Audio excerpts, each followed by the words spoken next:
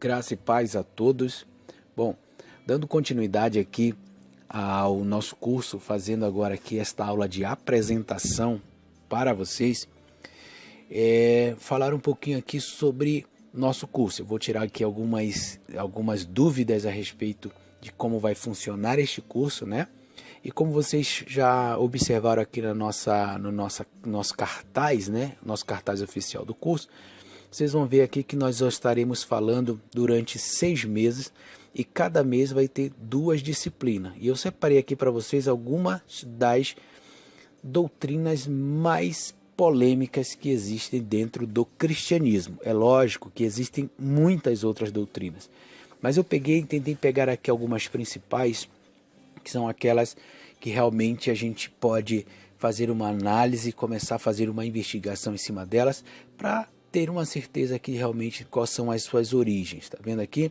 No primeiro mês nós vamos falar sobre 2 disciplinas, que a primeira é sobre doutrina, você vai entender o que é doutrina, né, na sua originalidade da palavra, e a igreja e a sua pluralidade, ou seja, por que existem tantas igrejas no mundo inteiro, e a cada hora está nascendo uma nova placa de igreja no mundo. Então aqui nós vamos entender um pouquinho sobre essa pluralidade, o que causou este crescimento absurdo dessa separação de igrejas, tá? No segundo mês nós vamos ver mais 2 disciplinas. Aqui nós vamos falar sobre usos e costumes, tá bom? E a doutrina protestante, onde nasceu o protestantismo. Será que o protestantismo que nasceu, ele foi uma revolução? Foi algo que Deus planejou? Isso aqui nós vamos ver nesta matéria, tá? No terceiro mês nós estaremos vendo 2 doutrinas, a alienação religiosa, onde nós vamos falar aqui a respeito de pessoas que vivem alienadas a um sistema, elas vivem presas a esse sistema, e eu vou falar muito sobre isso aqui. A educação na igreja e o livro infalível, ou seja, eu estarei falando como é que a igreja hoje, o sistema religioso, ele vê a educação e por que este livro se tornou infalível. No quarto mês estaremos vendo sobre a doutrina dos batismos, batismo em águas, batismo no Espírito Santo, quando nasceram, o que são pagãos, não são, nós vamos ver tudo isso aqui. E também no quarto mês falaremos sobre a ceia, né? Aquele grande problema, a ceia ela é pagã, a ceia ela é cristã, o que significam aqueles símbolos daquela ceia nós estaremos vendo aqui. No quinto mês nós vamos falar sobre a doutrina do medo, a doutrina justamente criada pela Igreja Católica, que trouxe esse pavor ao meio cristão.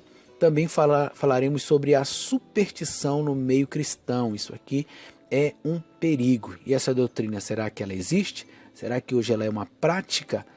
E por fim, no último mês estaremos falando sobre a doutrina politeísta protestante, a Santíssima Trindade, sobre se Jesus é Deus e como ele chegou a esse patamar de Deus. E no final, a doutrina do fim. Estaremos vendo aí os vários apocalipses que existiram na história. Eu falo de apocalipse de livros que existiram na história. E estaremos analisando também o livro de Apocalipse que hoje tem na nossa Bíblia, que é o Apocalipse de João. Ok, gente? Bom, vamos aqui dar prosseguimento ao nosso slide, falando mais um pouco do nosso curso, que tem duração de 6 meses, tá bom? As aulas elas são quinzenais, ou seja, a cada 15 dias, 2 aulas por mês serão aí divulgadas para vocês. Tá bom? 2 aulas por mês com duração em média de 30 a 40 minutos. A gente vai tentar manter essa média para não se tornar um vídeo muito longo, para que os irmãos possam ter aí, tirar pelo menos 1 hora do seu tempo, tá? Para fazer isso também na hora do almoço, do seu trabalho. 1 hora que você tira ali para estar assistindo os nossos vídeos e ouvindo os nossos áudios, tá bom? Certificado reconhecido no final, que vai ser enviado pelos correios. Isso aqui é muito importante. O curso que você está fazendo, o investimento que você está fazendo, ele vai te gerar um certificado no final deste curso. Também as videoaulas são gravadas e enviadas pelo WhatsApp através de link do YouTube. Essa videoaula ela é lançada no YouTube para que gerem um link. Esse link vai para o nosso grupo somente para aqueles que estão no grupo e que estão ali em dias com suas mensalidades. Esse link do YouTube, ele garante que esse vídeo vai ficar salvo no nosso canal e aí você pode acessá-lo ele quantas vezes quiser, tá bom?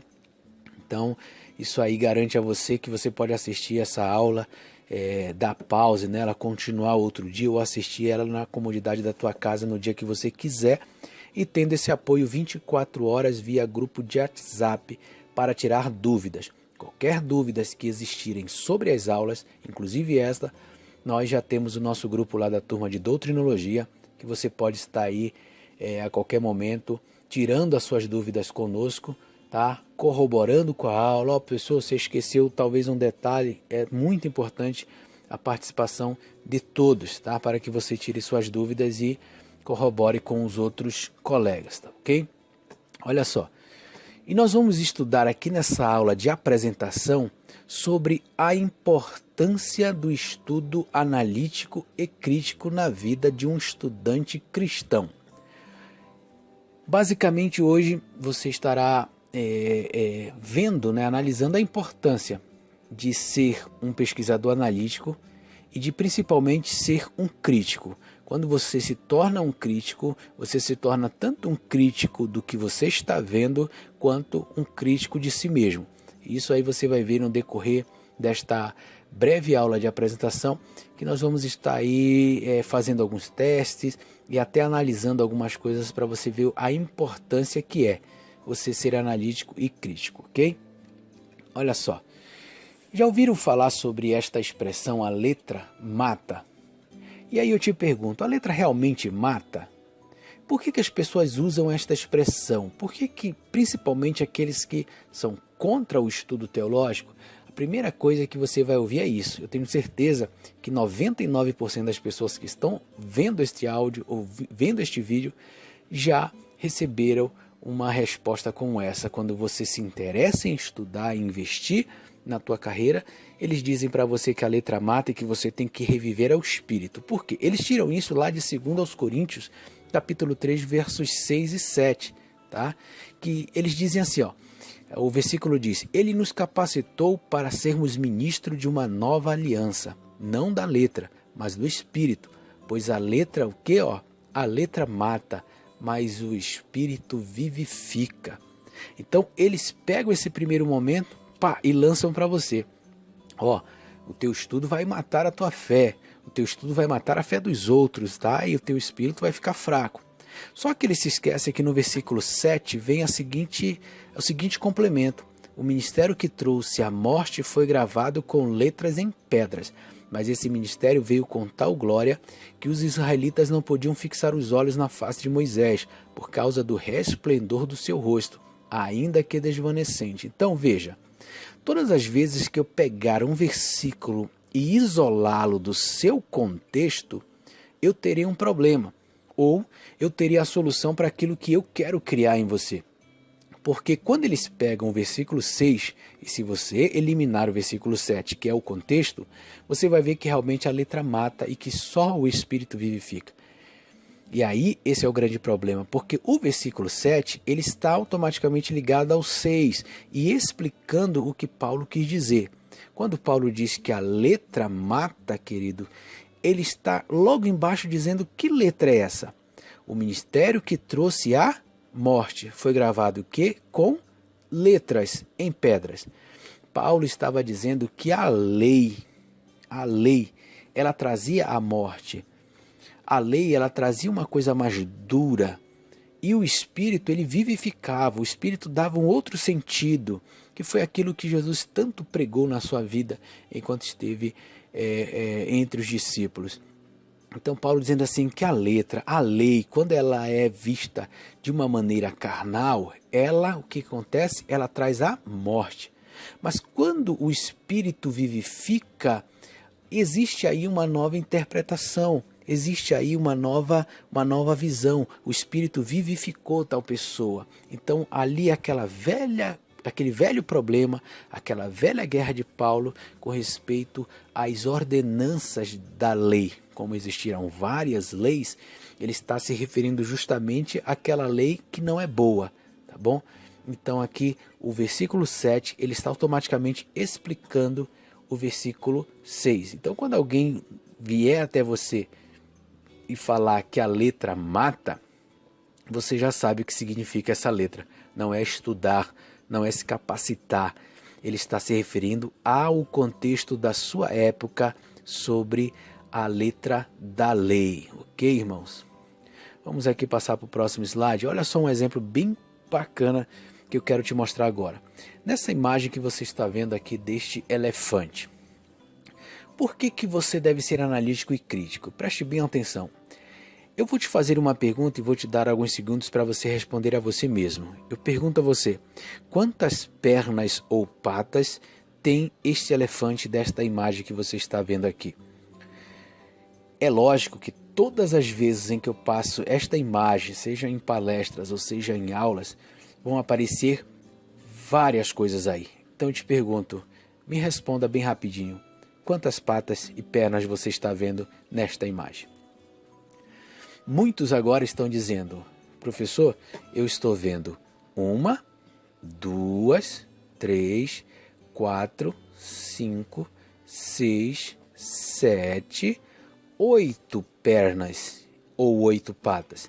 Outros talvez dirão que estão vendo 1, 2, 3, 4, 5 patas, consequentemente 5 pernas. E agora o porquê que você tem que ser analítico e crítico? Primeiro, quando você analisa a imagem, você vai estar coletando dados dessa imagem. Dados que você está vendo, dados que as pessoas estão passando a você. E quando você se torna um crítico, você vai perguntar se essa imagem é realmente isso e se o que você achou dessa imagem ou o que você creu durante todo esse tempo nesta imagem é realmente o que é. Eu pergunto a você, pela naturalidade, se você tirar essa parte aqui de baixo, quantas pernas tem um elefante? Somente 4, querido. Não existe elefante com 5 pernas, não existe elefante com 8 pernas. Ah, professor, mas eu estou vendo na imagem 8. Eu estou vendo na imagem 5. Por quê? Porque o criador desta imagem quer que você veja 8. Quer que você veja 5 para que você seja enganado, até que mesmo que temporariamente. Se eu não analisar a imagem, ou pelo menos se eu não ser crítico, eu vou entender que essa imagem realmente ela está distorcida, ela tem 8 patas. Mas quando eu me torno esse crítico, eu pergunto a mim mesmo, qual elefante na face da terra tem 8 patas, ou tem 5 patas? E aí eu volto para a naturalidade das coisas, que realmente o elefante só tem 4 patas, mas o desenhista ou o autor e criador desta imagem quer que eu veja mais patas, e assim caminha a maioria das interpretações que nós temos hoje bíblicas. Aquela pessoa te passou a imagem, aquela pessoa colocou o que ela achava que estava ali. E quando você recebeu a imagem já influenciado e induzido por isso, você acabou vendo aquilo que a pessoa quer que você veja. E foi mais ou menos assim, ou na verdade foi assim que foi nascendo as doutrinas que a Igreja Católica quis que todos aceitassem. Ela traz uma coisa pronta e você olha para aquela imagem, ainda que você não queira enxergar ela com naturalidade, ainda que você não queira entender que aquilo não é 8, que aquilo não são 8, que aquilo não são 5, mas a imagem e a maioria está te dizendo que é, e você acaba aceitando a imagem com 8 patas mesmo sabendo que o elefante não tem 8 patas. Olha só. Eu separei aqui 5 razões fundamentais para sermos analíticos e críticos. A primeira razão, evita conclusões precipitadas de primeira impressão ou a maioria. Retornando à imagem, quando você tem a primeira impressão desta imagem, você vai ver várias patas. E você vai perceber que a grande maioria vai dizer para você que realmente ela tem muitas patas. Então, quando você se torna analítico e crítico, você naturalmente não vai se deixar se levar pela primeira impressão ou pelo que a maioria diz. Porque quando você analisa, você pega esses pontos, O que, que a maioria está dizendo? O que, que a primeira impressão está me dizendo? Eu vou coletar dados, eu estou sendo analítico. Quando eu me torno um crítico, eu vou perguntar, tá, e se a maioria estiver errada? E se a primeira impressão que eu estou tendo estiver errado? E se aquilo que eu aprendi há 10, 20, 30 anos estiver errado? Eu começo a ser um crítico. E aí eu começo a me blindar e começo a me aprofundar mais no estudo do que seria bem a verdade, tá bom? O segundo ponto me faz recorrer a diversas fontes e maneiras de enxergar e estudar algo. Quando eu me torno analítico e crítico, eu consigo recorrer a outras fontes. O problema maior do cristianismo hoje é que ele só recorre a uma única fonte. A única fonte de fé e pesquisa que a maioria dos cristãos tem é a Bíblia, e somente ela. Porque o povo está tão condicionado que quando você tenta sair desta única fonte, eles te dizem que, pelo menos eu aprendi assim no seminário, que toda pesquisa e doutrina tem que surgir na Bíblia e terminar nela. Ela não pode sair. Então, se na Bíblia as doutrinas já foram determinadas por alguém, você não vai conseguir sair desse círculo vicioso. Porque todas as vezes que você tentar sair desse círculo vicioso, as pessoas vão dizer que você está perdendo a fé e que você está dando ouvidos a desigrejados e pessoas e divulgadores de heresias. Então, observar diversas fontes é fundamental para que eu possa começar a ter uma análise boa do que eu estou estudando e várias maneiras de enxergar aquilo que eu estou estudando. Espera aí, se aquilo ali é assim, deixa eu ver se ele pode ser de outra maneira.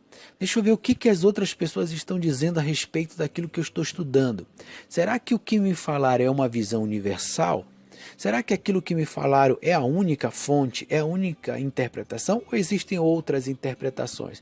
E aí eu vou pegando as várias interpretações e analisando cada uma delas, estudando e pesquisando para que eu possa chegar a uma conclusão mais sólida daquilo que eu estou analisando, certo? Terceira coisa, me faz ser imparcial e cético. Olha só, quando eu me torno imparcial, o que eu quero dizer com esta palavrinha aqui, imparcial? É que muitos dos senhores e senhoras que estão hoje me ouvindo têm uma raiz cristã, certo?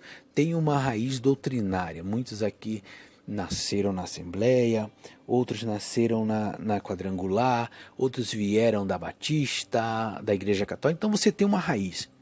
Quando eu digo para ser imparcial, é que você tem que deixar essas coisas de lado, tá? Você entra num texto, você vai analisar algo de uma maneira imparcial, ok? Você não vai puxar para nenhum dos dois lados. Peraí, eu sou assembleiano, então o que vale é o que a minha convenção determina. E muitos fazem isso. Eles conseguem analisar um texto pelo que a convenção deles diz. Eles conseguem analisar um fato pelo que a igreja deles diz. Isso aí é não ser imparcial. Quando você é imparcial, você entra como um pesquisador e sai como um pesquisador do texto, entendeu? E cético não é que você não vai crer em nada, querido. Já dizia aquele grande estudioso, o pastor Rodrigo, ele dizia assim que ele é cético cristão. Ser cético é não dar crédito inicialmente a nada, sem antes analisar.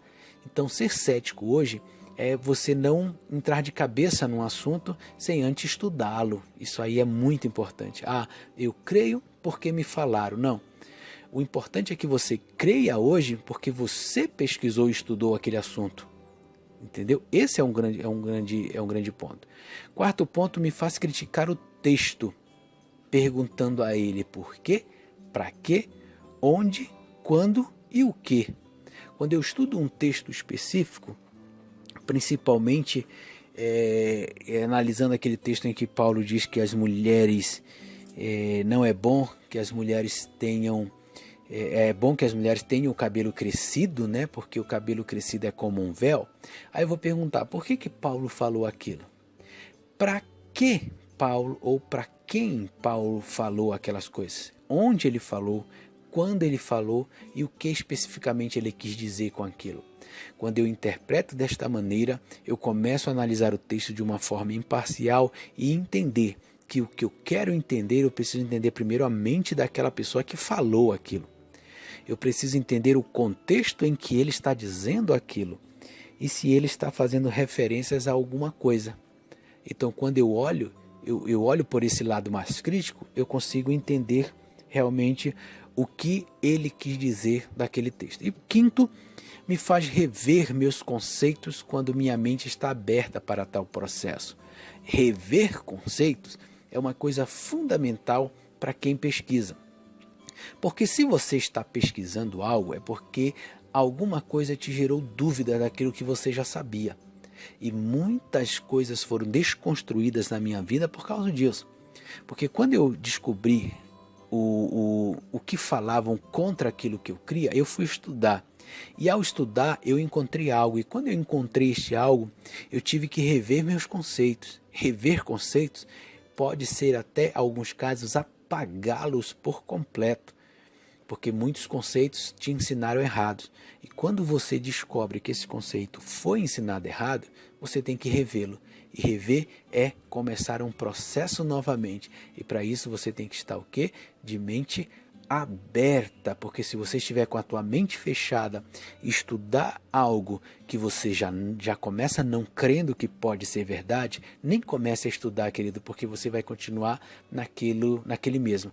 É o que a gente sempre vê aí em grupos de WhatsApp, dentro das igrejas, que as pessoas dizem assim, você prova para elas que algo é errado. Você prova para elas que algo foi adulterado. E o que elas fazem no final? Não, mas eu fico aqui com a Bíblia porque ela é a palavra de Deus. Por quê? Porque aquela pessoa entrou com a mente fechada e não existe nada que você possa falar ou mostrar a ela que vai fazer com que ela reveja os conceitos e ela volta para o processo inicial, porque a mente dela se fechou para qualquer conhecimento que você possa mostrar ou tentar mostrar, ok? Olha aqui um exemplo bem bacana. Pedro andou sobre as águas realmente? Eu trouxe aqui esse texto aqui, essa parte para que você possa entender um pouco do que é analisar um texto. Veja bem, caminhando sobre as águas, está lá em Mateus capítulo 14, verso 22 ao 32. Então aqui eu separei até uma cena interessante aqui, ó. Jesus sobre as águas e Pedro aqui começando a caminhar, Jesus chama ele, e você já conhece um pouquinho desta história. Agora, onde está isto? Essa é a primeira pergunta que eu faço ao texto, ou e até a mim mesmo. Aonde que está isso? Quem foi que disse essa história? Quem mais viu este fato? Aí você tem aqui embaixo algumas coisas que eu fiz, ó. Aonde está isso? Está em Mateus, está em Marcos e está em João. Quem disse isto? Continua sendo Mateus, continua sendo Marcos e continua sendo João. Só que quando você para aqui, quem disse isso, você tem que entender que quem pode ter dito isso são essas pessoas que estavam aqui. Porque naturalmente elas foram testemunhas oculares do que estava acontecendo nesse fato. Então aqui eu já consigo eliminar quem? Eu já consigo eliminar algum desses três. Quando eu faço essa análise, você pode dizer, professor, eu consigo eliminar Marcos. Não, você não consegue eliminar nenhum dos três. Porque Mateus estava no barco, Pedro estava no barco e foi ele que andou sobre as águas e João também estava. Lembre-se que o evangelho de Marcos, ele é um resumo do evangelho de Pedro. Marcos resume aquilo que ele aprendeu do evangelho de Pedro. E outra, quem mais viu o fato? Todos esses viram esses fatos. Os três viram esses fatos. Mas eu pergunto a você, por que somente Mateus relatou que Pedro andou sobre as águas? O que foi que Mateus viu que João...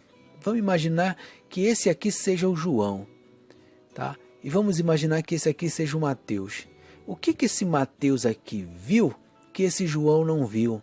Talvez pela imagem, o João está olhando só para Jesus, não está vendo Pedro caminhar, por isso que ele não relatou, ele não escreveu no seu livro. E o que pior, o que o próprio Pedro não escreveu que o Marcos aqui não conseguiu escrever?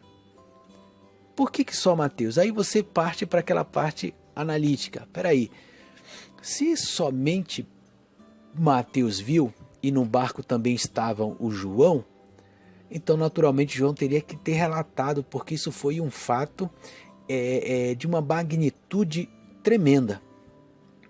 Mas simplesmente você vai ver que o próprio João não relata, o próprio Marco nada fala sobre isso, eles vão relatar Jesus andando sobre as águas. Você vai ver que quando Jesus aparece sobre as águas, os discípulos todos eles se assustam, mas o que acontece depois? Jesus ele entra para dentro do barco com eles. E não existe essa história do Pedro sair, é Jesus que vai até eles e Jesus entra no barco. Então, quando aparece um texto só em Mateus, aí eu vou ter que ser crítico. Mas espera aí, será que foi Mateus que escreveu? Não, querido. Se Mateus estava lá, então não foi Mateus que escreveu isso. Isso naturalmente veio de cópias posteriores ao original de Mateus. E aí você vai entender que o copista, talvez por uma tradição oral, de alguma história oral, ele colocou isso dentro do texto de Mateus. E é fácil identificar que isso é uma adulteração, que isso é uma história inventada, porque outras testemunhas oculares não relataram mesmo o ocorrido com Pedro. Os três relatam aqui a mesma cena. Você vai encontrar essa cena em Mateus, você vai encontrar essa cena no Evangelho de Marcos e no Evangelho de João. Porém, Pedro andando, só Mateus vai relatar isso, coisa essa que nem o próprio Pedro relatou. Então aí você consegue descobrir facilmente de que isso aí foi uma inserção feita pelo copista que estava ali copiando o Evangelho de Mateus. Ok, gente? Viu aí como é muito fácil ser crítico e analítico? Porque aí você não consegue falar uma história porque a maioria diz. A maioria diz que Pedro andou sobre as águas. Cantores e cantoras estão cantando que Pedro andou sobre as águas. Mas por que os outros evangelhos não relatam? O sistema diz para você que foi uma diferença de ótica, mas não tem como ser diferença de ótica, porque está se falando de um evento que foi testemunhado pelos três, querido. Então, se foi testemunhados pelos três e as escritas deles foram naturalmente em épocas diferentes, porque o Evangelho de Marcos foi escrito 50 anos depois e 10 anos depois vem o de Mateus e João, então não tem como eles não terem sido, como se pode dizer, uniforme. Eles não podem ter sido únicos a falar ali juntos, né? Não, porque existem outros fatos que aconteceram na Bíblia que os três relatam a mesma coisa, com uma diferença básica ali de detalhes, mas eles falam da mesma coisa. Somente aqui nesta situação que só Mateus fala o que todos não viram, na verdade. Então, bem fácil esse texto aí para nós provarmos que foi uma inserção do copista. Então não tenha medo, defenda a sua tese e prepare-se. A mudança gerará o quê? Olha aqui, ó. Conflitos externos, como você será chamado de herege, desviado, rebelde. Então não tenha medo, a maioria pode sim estar errada. Esse é que é o ponto principal. Não é você conhecer essas coisas e olhar e dizer, nossa, que fantástico conhecer isso. O que é interessante do descobrimento é saber que efeito ele vai causar para você. O que ele vai mudar na tua vida? Fez muita mudança na minha vida. Porque quando eu conheci, houve essa mudança e esses conflitos foram apenas externos, eles não foram internos. Porque eu tinha certeza do que eu estava estudando e do que eu estava crendo. Agora, quanto à opinião dos que estão de fora, eles irão te chamar de tudo quanto é nome e algum dos três mais brandos eu coloquei aqui. E disso você não precisa ter medo. Mas eu vou perder algo na igreja? Vai. Eu vou perder amigos? Vai. Entendeu? Por quê? Porque são coisas que a grande maioria não vai aceitar. Sempre a maioria não aceitará essas coisas, porque isso aí vai contra a crença delas. E cai naquilo que Nietzsche falou. Elas têm medo de que as suas ilusões sejam destruídas. E em tentar entender de que elas podem ter sido enganadas durante décadas de suas vidas. É como disse um aluno meu uma vez que eu estava dando aula num seminário e eu provei para ele algo e ele no final disse assim para mim, o senhor pode ter provado, o senhor pode ter ido no hebraico, no grego, na arqueologia, mas eu prefiro ficar aqui com a Bíblia, a palavra de Deus, porque essa aqui realmente é a minha fonte de fé. Então, acabou. Que é uma pessoa que realmente não quis mudanças. E quando gerou conflitos internos, ele saiu da nossa turma. E é assim que acontece com a maioria. Não são todos que estarão dispostos a aprender e a aceitar a mudança, tá, querido? Então, acostume-se com isso. E algumas das doutrinas que você vai ver nesse curso, que são doutrinas com base em religiões e filosofias pagãs, são essas aqui que eu separei para você aqui, ó, só para te deixar um pouquinho curioso, tá? A Santíssima Trindade, o dilúvio, isso aqui também nós vamos comentar sobre isso. A questão do ser maligno, também nós vamos falar sobre isso, ó. A tricotomia, corpo, alma e espírito, o inferno, o ser angelical, o anjo, seres alados, né? A história aqui do massacre das crianças. Então, são doutrinas com base em religiões e filosofias pagãs. Você ter uma ideia, esse ser bonitinho aqui de asa veio de uma mitologia pagã. Ela entra no judaísmo e aí nós vamos comentando no decorrer do curso sobre algumas dessas doutrinas aqui. Tem muitas outras que a gente vai comentando, né, no decorrer do nosso curso, para você entender um pouquinho mais do que foi essa manipulação, do que foi essa criação de doutrinas que hoje existem e que são tidas como a mais pura verdade, tá bom, gente? Para que a gente possa aí estar analisando por completo. Olha essa frase bem bacana que eu tirei aqui do Fernando Trindade Faria Salgado, que diz assim, ó: o dia em que eu desisti de adquirir conhecimento, perder a vontade e a sede de aprender, me tornarei um ser autômato, uma espécie de zumbi. O conhecimento me faz sentir vivo e é o combustível para o meu cérebro. Ele está dizendo aqui que o conhecimento faz ele sentir o quê? Vivo. Enquanto muitos crentes aí dizem que está matando, esse escritor diz que faz ele manter-se vivo e é um combustível para o cérebro dele. Olha o que Albert Einstein disse: a mente que se abre a uma nova o quê? Ideia, jamais voltará ao seu tamanho original. É impossível que quando você abre a sua mente para tal coisa, ela retorne ao tamanho original. É impossível, a não ser que você entre com a mente fechada, que foi o que nós falamos ali, né, no início. Mas quando você abre a tua mente, ela só pode se expandir, nunca recuar ao estado original dela, tá bom? E conhecereis a verdade, e a verdade vos libertará. João 8,32, essa parte aí muito bem colocada, né? Quando se conhece a verdade, ela te liberta, e isso causa uma liberdade, isso causa um alívio dentro da nossa alma tremenda, tá bom, gente? Então eu agradeço a tua participação nesta aula. Aquilo que você não conseguiu entender, por favor, nos chame no grupo do WhatsApp, nós estaremos aí tirando essas dúvidas de todos vocês, tá bom? Espero que vocês tenham gostado desta aula de apresentação. Na próxima semana nós já vamos iniciar com as matérias propriamente ditas do nosso curso, que é sobre doutrina e a pluralidade das igrejas, e aí sim nós começamos a subir os degraus para uma libertação completa. Talvez até você já seja liberto, mas talvez para uma solidificação daquilo que você crê hoje, uma solidificação nas teses que você precisa defender. E assim será o nosso curso no decorrer de todos esses 6 meses, tá bom? Vocês podem estar divulgando o nosso curso, convidem pessoas, convidem amigos de vocês que vocês já conhecem, que têm uma mente mais aberta, que gostam de estudar, tragam ele para esse curso. Temos essa semana inteira para tentar trazer mais pessoas para conhecerem esta verdade, tá bom, gente? Então, um forte abraço para vocês, que Deus abençoe grandemente vocês e até semana que vem, tá? Em nome de Jesus. Forte abraço, Deus abençoe. Tchau, tchau, gente.